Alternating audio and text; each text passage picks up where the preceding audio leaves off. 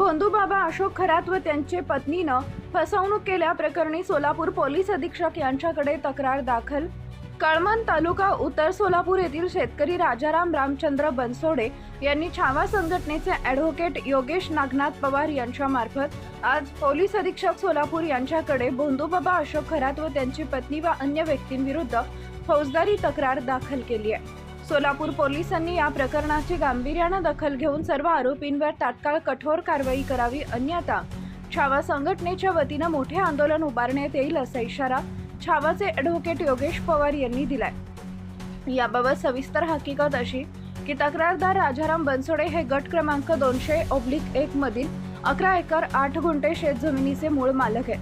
भोंदूबाबा अशोक खरात यांची ब्लॅक मनी वाईट करणारे नरखेड तालुका मोहोळ येथील शुक्राचार्य मारुती कोल्हाळ व रणजित ब्रह्मचारी कोल्हाळ यांनी 1.5 कोटी रुपयांचं आश्वासन देऊन नोव्हेंबर 2021 मध्ये सदर जमीन भोंदूबाबा अशोक खरात यांच्यासाठी अवघ्या 50 लाख रुपयांमध्ये खरेदी केली.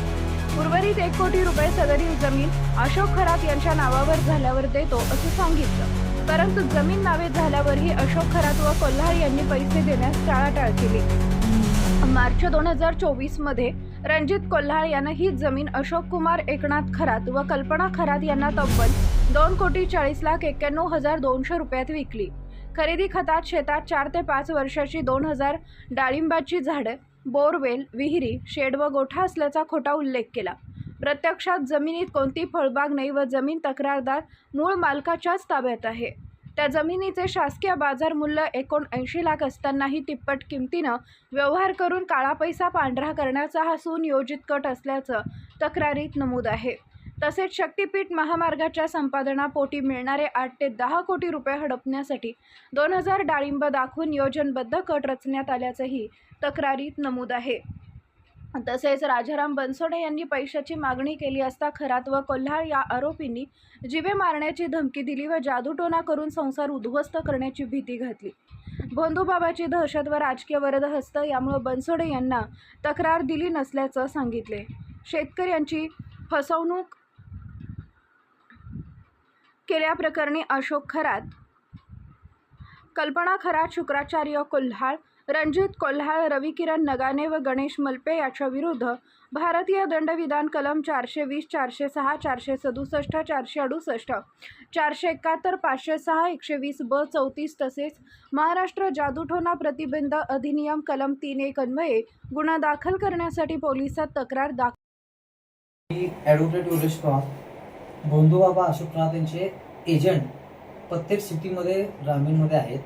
त्या एजंट यांचं एकच काम आहे, जिथनं शक्तीपीठ महामार्ग जाते किंवा हायवे जाते त्या हायवेच्या जमिनी शोधायच्या, त्याचे रट नंबर काढायचे आणि त्या जमिनी संबंधित क्षेत्रफळांना दम देऊन जादूटोणाची भीती दाखवून स्वस्तामध्ये राहायच्या आणि त्यापैकी थोडे बहुत पैसे द्यायचे आणि बाकीचे पैसे द्यायचे नाहीत. मोठ्या मोठ्या नेत्यांची नावं सांगायचे, राष्ट्रीय नेत्यांची नावं सांगायची, जादूटोण्याची भीती दाखवायची.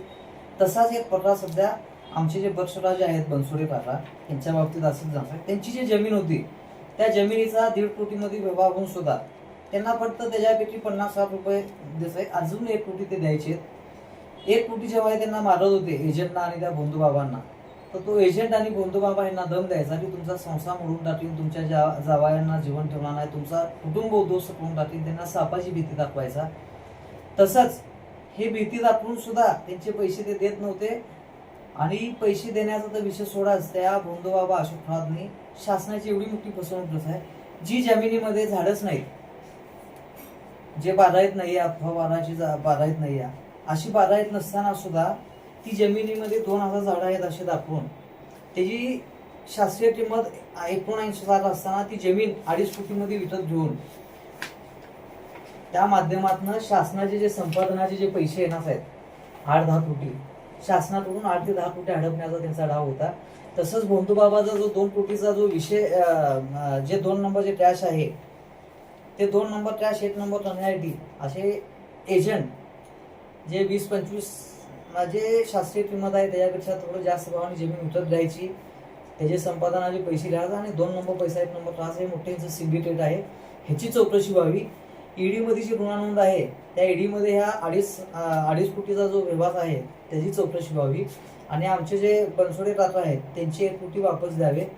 तसंच ह्याच्यामध्ये मोठं सिंडिकेट आहे, हे सिंडिकेट ओपन व्हावं आणि जो एजंट आहे बंधू बाबाचा, त्या एजंटचा धंदाच हे आहे, शक्तीपीठ आणि हायवे जिथून जात आहे त्या हायवेच्या साईडच्या आणि शक्तीपीठच्या साईडच्या आसपासच्या जमिनी बंधू बाबाच्या नावाने घेऊन द्यायच्या आणि ह्याच्या पाठीमागं राष्ट्रीय नेत्याचं स्वातंत्र्य मॅडम यांचा किंवा अन्य काही नेत्यांचा हात आहे.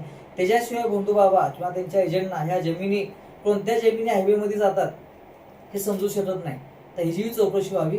सार्वजनिक बांधकाम विभागाच्या माध्यमातून जे संपादन होत आहे त्या संपादनाच्या माध्यमातून बंधू बाबा किंवा त्याच्या एजंटचे ज्यांच्या जमिनी या संपादनाच्या गटाच्या आसपास आहेत त्याची चौकशी व्हावी, ती शासन जमा व्हावेत किंवा संबंधित क्षेत्राच्या नावे वापस द्याव्यात.